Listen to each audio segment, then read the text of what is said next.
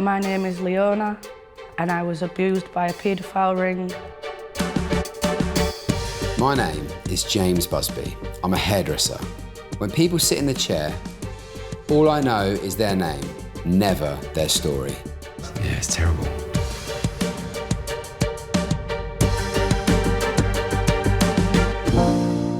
Next in the chair is Leona. Hello. Hello, it's Leona. Yeah, nice to meet you. I'm James. Do you want to come take a seat? Right, Leona, what are we doing? Basically, I just want the dead ends to be I just want it to look nice. And that is actually quite a nice length on you. So I think if we balance that out, create a bit of a texture and a shape. Yes. Come over, yeah? Come round. Where are you from? I'm originally from Sheffield. Okay. But I moved down to Norfolk around 14 years ago. Okay. To get away from a grooming ring. All right. And then the stuff started when I was 13. So I was basically being sold, beaten and drugged by a number of people that were running this ring of many, many, many young people. That's awful. The men that they were ranging from mid-20s to late 40s. So it's a big network. Chesterfield, Bradford, Rotherham. Eventually I found out a police officer was one of the people that I'd paid to abuse me. I got picked up as a missing child. He was the one that picked me up and told me that I was wasting police resources. How do you think my family are feeling? Right. And I'm just like... Where do you turn? Who am I meant to trust? They're very clever, these people. They go for the ones that are vulnerable and they use it to their advantage to hurt us. Well, I was shy, Okay. I was quiet, reserved. I met the woman that initially recruited me to it when I was 12. Right, bloody hell. It's a common misconception that it's just the men that do this. It wasn't, it was a woman. So only like a few years older or relatable age? Yeah, she was literally a couple of years older than me. She was around 16 when I met her, Amanda Spencer. At first, she just wanted to be my friend. Like, she was funny and she was kind and she was caring. There's building a relationship, like over time. That's the sort of process of what you've been through. I felt safe. And that feels mad saying that because everything that followed, but she was my best friend and I did love her. And then the party started to happen. Really? At first, the uncomfortable parts was just the fact of the age of the men compared to the girls that was there. Yes. I felt safe with her because she'd made me feel safe. Really? After a while of doing this quite regularly, she said, I've just heard of another one we can go to. We got drove there. And there was nobody there except from 3 grown men and me and Amanda. And then I got handed my drink and then I woke up in the room with one of the men. Right. And that was the first assault that happened. And then after it had happened, she came in with 3 men and they all beat me and told me that if I said anything, they'd burn my house down. My mom's disabled, she wouldn't have been able to get out. If I leave, if I do anything, they're replacing me with my sister, who was 11 at the time, so... Yeah, it's terrible. So that's their way of locking you in to the cycle. I had a few days of being inside that place where they was beating me and drugging me quite regularly. And what's going through your mind at that point? Like, what are you thinking? They can't hurt my family. That's the main thing. Yeah.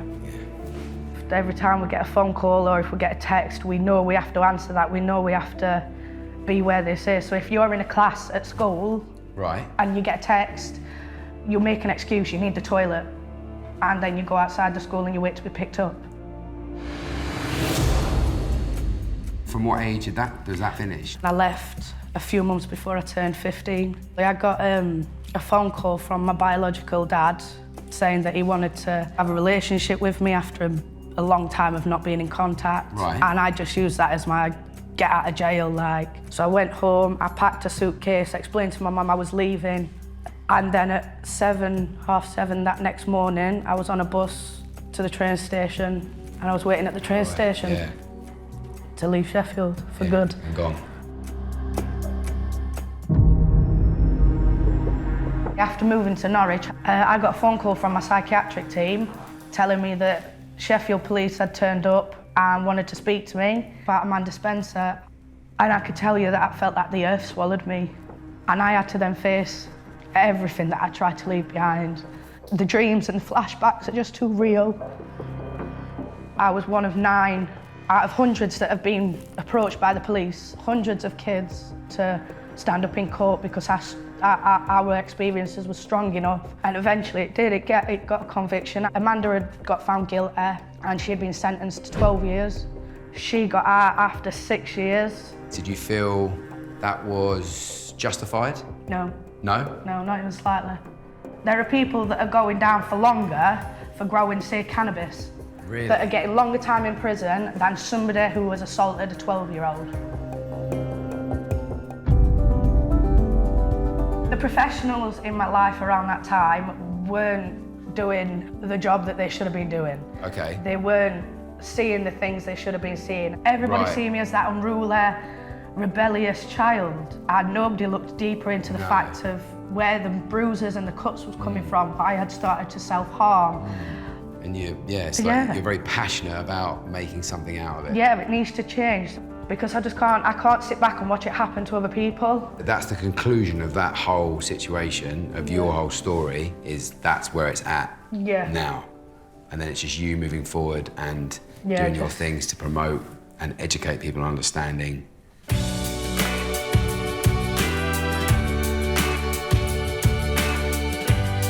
You ready? Yeah, really excited. Spin you around.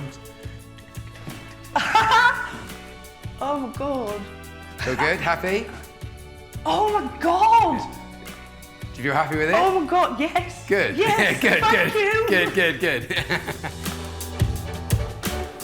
I mean, that's been about 15, 16 years since I've actually stepped foot in a hairdresser's to have my hair done. Can I get a quick selfie? Yeah, amazing, of course. Brilliant. Amazing. Yeah. Should we hug it out? Yeah. Thank you very much. Pleasure, and I'll see you soon. Thank you. Wow, that was a pleasure to meet Leona. In all my years of hairdressing, I've never had such a positive reaction to someone's hair transformation. There's so many levels to that story. I find it sickening, the grooming tactics the gangs use on vulnerable children. And I didn't realise how common that is. I think she's very, very brave for telling her story, and I wish her all the best in the future, pushing her message out there to help as many people as possible.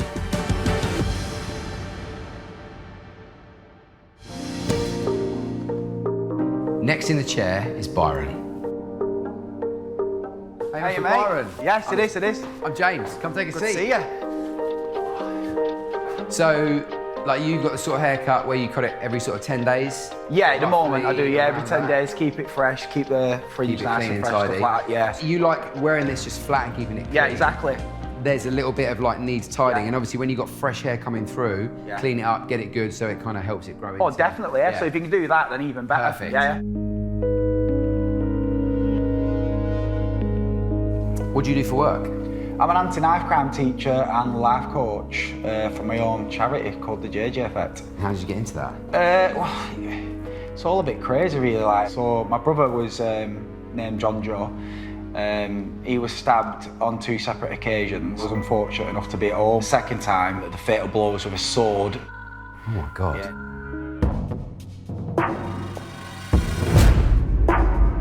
So the first time, I was unfortunate enough to be at home. So when it all happened, they came and got me.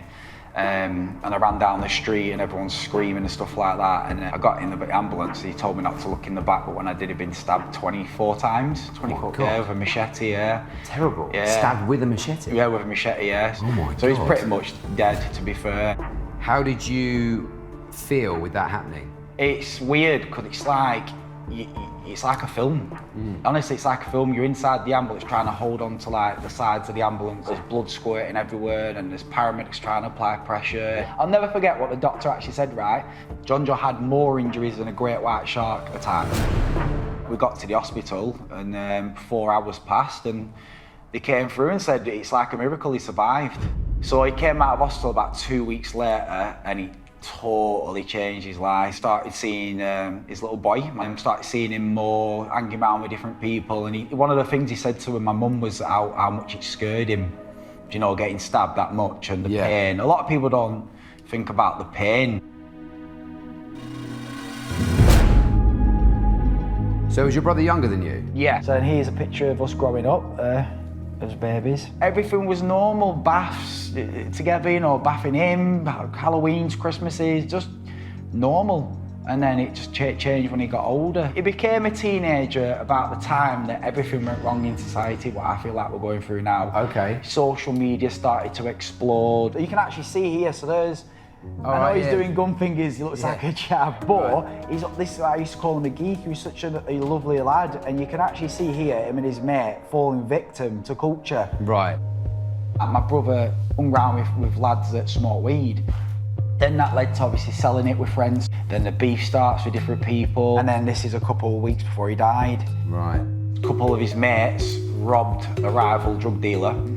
And obviously they were hunting down 2 stolen cars, 9 people, golf clubs, axe or swords, whatever you want to class them as. Yeah. And because they saw him first, even though he had nothing to do with it, he paid the price for someone else's incident, if you will. John Joe's last words were, can we talk, bro? Because he didn't want to fight, so can we talk, bro? And it hit him in the side of the head and the jugular, and that's it. The first 4 years were just excruciating. Paranoia, anxiety, depression, the constant suicidal voice in your head. I lost relationships, I lost friends, I lost jobs. Losing my brother, honestly, the rabbit hole is so deep and complicated. When you lose someone like that, it's crazy. Because it's not just me, it's my mum's mental health, my mental health. Right. Everyone's going crazy. Then my brother's son got taken into foster, because obviously the family collapsed, stuff like that. Yeah. So then my mum had lost a grandson and a child.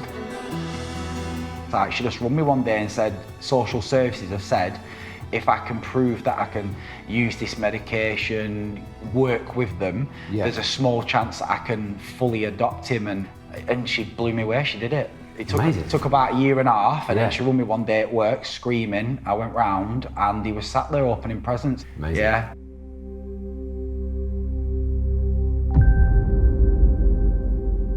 So all those 9 people got convicted? Yeah. All of them for being there? Yeah. What was the sort of resolution of the whole thing? What happened? In total, 169 years. The actual people who instigated, obviously fatal blows, stuff like that, they're the ones that got the life sentences. Of course, yeah. Do you feel justified by what the sort of sentences are? No, you only live once. You take a life, you should get lethal injection. Makes no sense to me.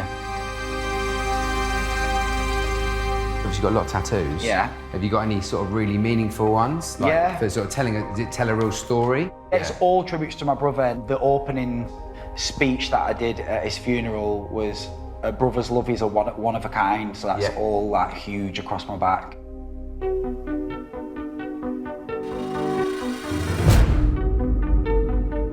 I thought I'd always been miserable, but a little bit of work on yourself and you can fix anything.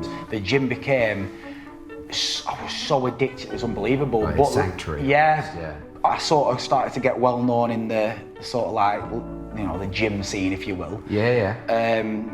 Someone rung me who was doing a knife crime talk for some charity that he was working for. Then I had this light bulb moment. I've just got this idea about teaching knife crime different. I call it the Simon Cowell effect. Right. Because you only watch the people that make you laugh and cry in them programmes. So I thought, if someone would have come in my school and made me laugh, even though we're talking about people dying, and then subtly implanted the seriousness throughout the presentation, and then at the end hit them so hard that we're going to get people throwing up and all sorts. I think I'd listen. Fast forward all these years later, we won multiple awards, BBC Education of the Year. We were literally called the most powerful talk ever created in schools in the whole country. Amazing. Nice and Byron, let's spin you around, show you what we've done, what's going on. That nice fresh feeling and, to be fair, having a nice conversation. I've got a brother myself, and that bond and relationship we have is very powerful. I couldn't imagine losing my brother like Byron did. It's great to hear that he's turning his negative past experience into a positive one. Next in the chair is Raj. I Hi, good morning. Nice to meet you, I'm James. So what are we doing with your haircut? I wanted bangs. And so you just open this up, literally like jaw level there. That's really nice. And then just curled as well. Natural curls, not like a tight curls. Fantastic. We'll crack on. Perfect. Yeah, come through. So what's your heritage, if you don't mind me asking? Indian. What's that community like, being part of it? There's good and bad to it. I am proud to be Indian. I'm proud of what we bring to other cultures. But I think it can be strict, especially for the women. There can be quite a lot of control. So what's been your sort of experience within that? So my auntie was killed back home. It was an honour killing. That's horrendous. Yeah.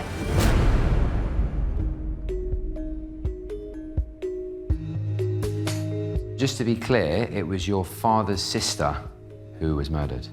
Yeah, that's right, yeah, father's sister. If you don't mind me digging into it a little bit, what's the reason behind that actually happening? She was in a marriage where it started to become very toxic. Her life was being controlled. She couldn't have friends because he was physically abusive and verbally and emotionally, psychologically, all of it. Just, she was a punch bag, basically. Right. My auntie wanted a divorce, and the ultimatum was, you come with us back home to India. We're going to see a wedding. We'll give you your divorce as soon as you're back. Right. That didn't happen. She was seen at the wedding. She was all filmed at the wedding.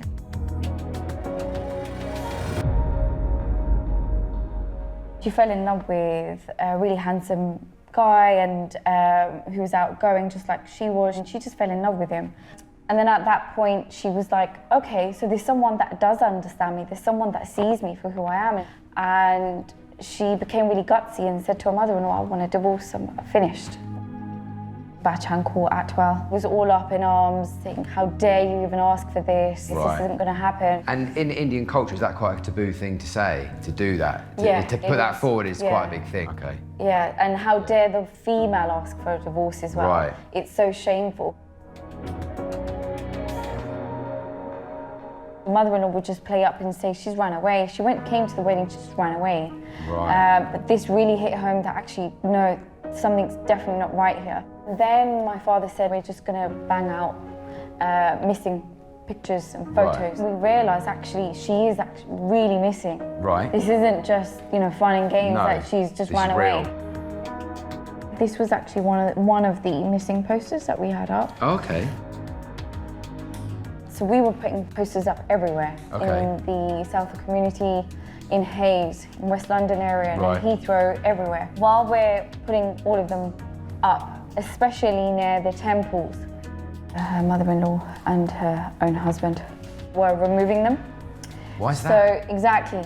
It's nearly broke our family apart. I hardly saw my father, to be honest. Yeah. He was always trying to figure out something. It would definitely eat away at you. Yeah, it just really got to him. It was so exhausting for him, and it's been a horrible journey. It's been really horrible to see him deteriorate.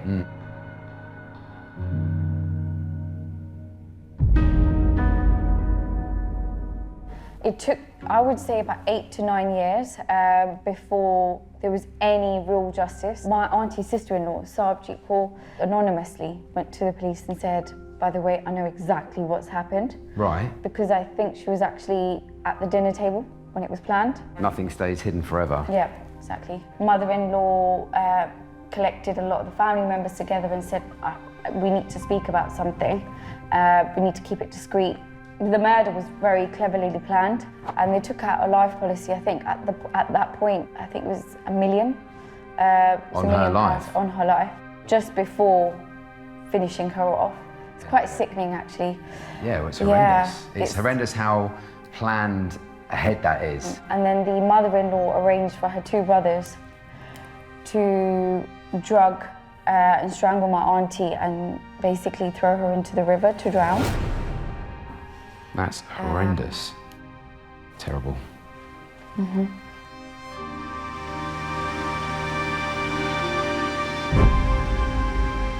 Sarbjeet Kaur had to go into protection. She was very brave enough to come forward. But I think a lot of my family members, and I have to say this on behalf of them, if somebody knew this was gonna happen to her. Why would you let her sit on the plane? But kudos to her for doing that, because, you know, truth came out from that as well. And did that sort of lead to the conviction? Yeah, the mother-in-law and her husband were imprisoned. But mother-in-law, due to dementia being one of the main reasons, has been sort of let out a lot earlier. Okay. Yeah, that angers me. Yeah, big time. Yeah. Shakes your life up completely. Of course, yeah. I think on behalf of my father, who passed away last year, it would make him really angry. He tried and tried to ensure that she wasn't sort of let out. Okay. And he had 2 brain strokes in the last few years and passed away because of it. Oh, So sorry to hear yeah, that. it's just like I just don't know what words to put to it.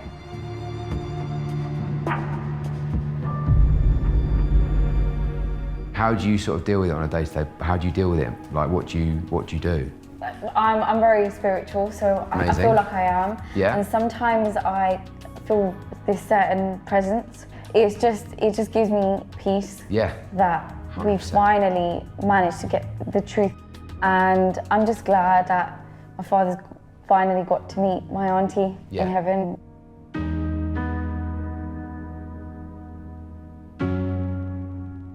Spin it all the way round. Oh my goodness, wow. That's incredible. Liking that? Love it. Thank you so much. Is it? And you see how that You made body my and day. everything comes together? I love it. I feel like a new woman. Amazing. That's what it's all about. Thank you. Can I take a selfie Amazing. with you? Yeah. 100%. Yeah. Let's do it. Thank you. Glad you're happy. I love it. Great talking. Should we hug it out? Yes, Yeah? of course. Thank you so much for having me, and thanks for listening. It's a strong story. I'm a family man myself. She's incredibly brave, dealing with it and gone through what she's gone through. What an incredible story. And I'm thankful that she shared it and she felt comfortable enough to share it with me. Next in the chair is Tanaka. Hey, hiya. You got to see Tanaka. Yeah. Nice yeah, to yeah. meet you. You too. Do you want to come take a seat? Sure. Right, so, what are we doing with your haircut? So I'm growing it out at the moment. I've got a keratin treatment. Nice. So it's okay if I... Yeah, take it out, yeah, let's have a look. It might be good just to take a little bit of the softness of the weight away, because then you start to really get that haircut coming through and helps you progress and sort of stretch it out and get it into what you want it to be. Amazing. So, Tanaka, what do you do for work? I'm a writer, you know. Go where the money is, kind of. Yeah, amazing. No. No? What do you write? My last project was a book, kind of a memoir, and it's about my experience with the relationships after I was raped when I was 21.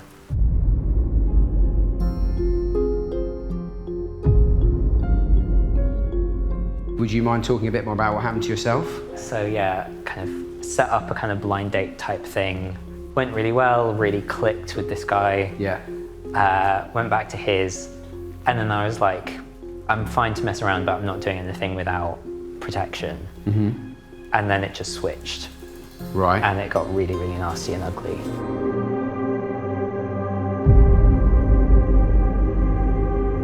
So for me, I definitely had a reaction where I just froze up.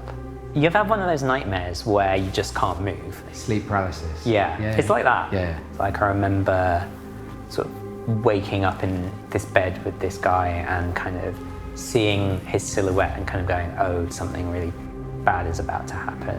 Yeah, the next thing I remember is being outside and going, oh, that just happened. Yeah. And I couldn't even think the word rape. Right.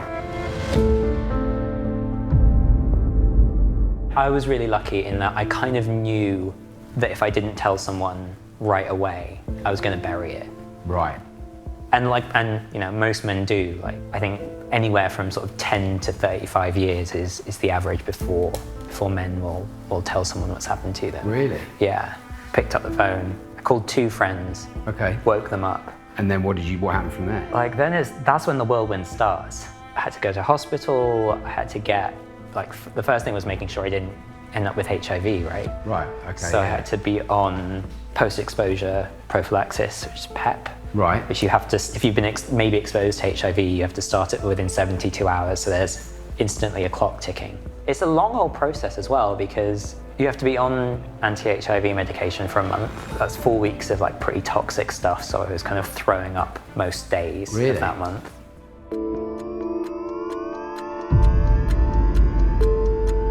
The police showed up. They were like really, really trying to do right by me, and I could see that. Yeah. But they just hadn't been prepared. Like, I remember the officer who took me to the forensic examination. But I remember like being in the car with her, and she just made like a rape joke.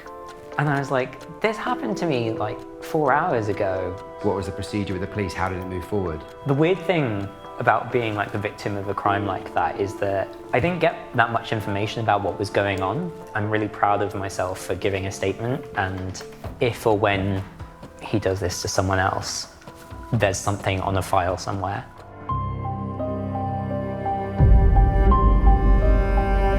It's quite normal to go to pieces a bit after you've been sexually assaulted. It's not just a case of waiting to heal, like it's work getting to a place where you feel comfortable in your own body. It's work getting back to a place where you can have sex. It's work getting back to a place where you can like go out to the supermarket. I couldn't go for a piss. Really? Yeah, I would like put it off. Don't want to think about it. Don't want to even think about anything below the neck. Just want to disconnect. Yeah. And is that sort of a coping mechanism, do you think? For sure, yeah. I'm still discovering bits of myself that are recovering. A couple of months ago, I woke up and I was just like lying there. I was looking out the window. It was like that nice kind of grey light. Nice. And I was just like, oh, this is chill. This is good. Yeah. I like this. Yeah. Why do I never wake up early? Right. And then as soon as I thought that, I was like, oh, because this is what the light was like when I was raped. And I haven't been able to enjoy the morning for 9 years. Right.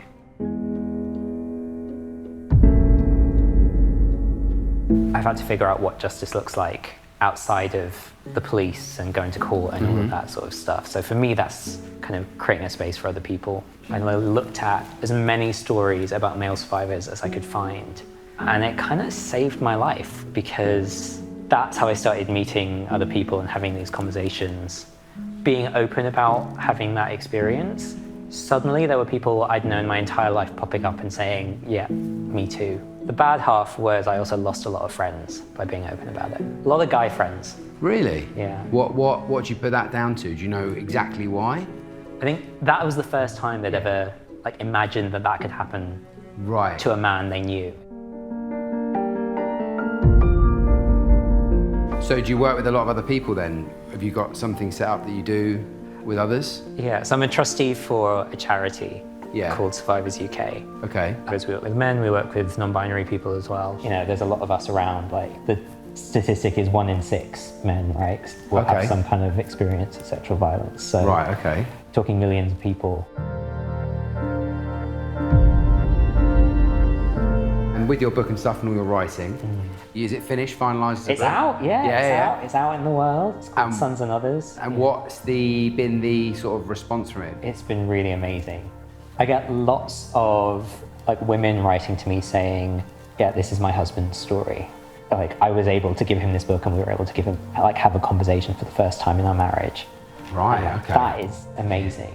So you're sort of moving in the right direction. Yeah. If you had told me at the time that my life would be this good in 9 years, I would not have believed you for a second. Really? You're never over it, but like there's a new life, you know, that you've kind of got to figure out afterwards. You excited? Yeah, I hope you've done a good job. Yeah, good. Let's see. Let's find out. Feel good? Oh my God, yeah. That looks really nice, like that on you. Happy? Feeling good? Yeah? That's amazing. Makes a difference. And just gives you that kind of feeling of what it's going to be like when you start growing it down, rather than always having it tied up. I'm so excited. Awesome. Glad you're happy. Selfie. 100%. Let's do a selfie. Yeah. Thanks, cool. Amazing. Pleasure. Thanks. Nice to meet you. See you around. And I'll see you soon. See you soon. See you later. Bye-bye. I find it staggering that this happens so much. The charity that Tanaka is involved with helps bring support to those victims. I find it very inspiring that Tanaka's written his own book about his experiences, which has helped him find his own personal justice moving forward.